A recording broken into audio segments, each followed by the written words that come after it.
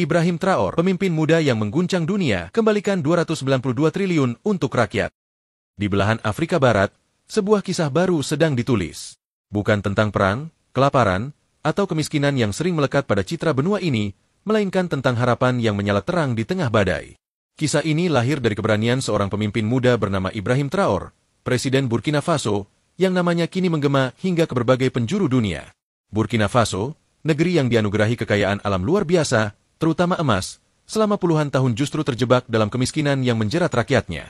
Potensi besar tanahnya tak pernah benar-benar dirasakan oleh warga biasa.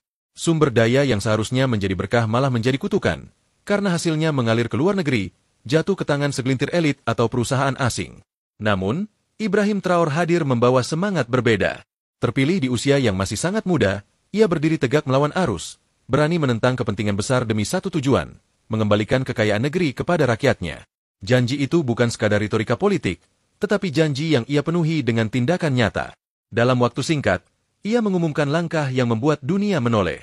Dari hasil tambang emas yang sebelumnya hanya dinikmati segelintir pihak, Traor mengalokasikan 292 triliun rupiah. Angka yang begitu besar, namun bukan untuk kepentingan pribadi atau kemewahan para pejabat, melainkan untuk membangun masa depan bangsanya. Dana tersebut ia gunakan untuk menyediakan rumah layak huni gratis bagi rakyat, khususnya di desa-desa yang selama ini hidup dalam kondisi memprihatinkan. Bukan hanya rumah, Traor juga membangun rumah sakit modern di wilayah terpencil, sehingga warga tak lagi harus menempuh perjalanan berjam-jam hanya untuk mendapatkan pelayanan kesehatan. Tak berhenti di situ, sekolah-sekolah baru dibangun di pelosok negeri, memberikan harapan baru bagi generasi muda Burkina Faso agar dapat mengenyam pendidikan yang layak. Anak-anak yang dulu belajar di ruang seadanya kini memiliki kelas yang nyaman, lengkap dengan fasilitas pendukung. Pembangunan pun merambah sektor infrastruktur. Jalan raya yang selama ini rusak parah atau bahkan tidak ada, kini dibangun untuk menghubungkan desa ke kota. Jembatan, fasilitas umum, dan sarana transportasi diperbaiki, sehingga pergerakan barang, jasa, dan orang menjadi lebih mudah. Semua ini menjadi simbol penyatuan rakyat dalam satu visi bersama, kemajuan. Langkah-langkah ini membuat dunia menoleh. Banyak pemimpin negara berkembang menjadikan Traor sebagai inspirasi, karena ia membuktikan bahwa pemimpin sejati bukan hanya duduk di kursi kekuasaan, melainkan turun tangan untuk melayani rakyatnya.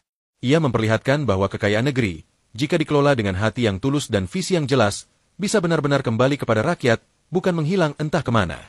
Burkina Faso kini menjadi bukti bahwa perubahan besar bukanlah mimpi kosong. Ia menjadi contoh bahwa keberanian, kejujuran, dan ketegasan bisa mengubah nasib suatu bangsa.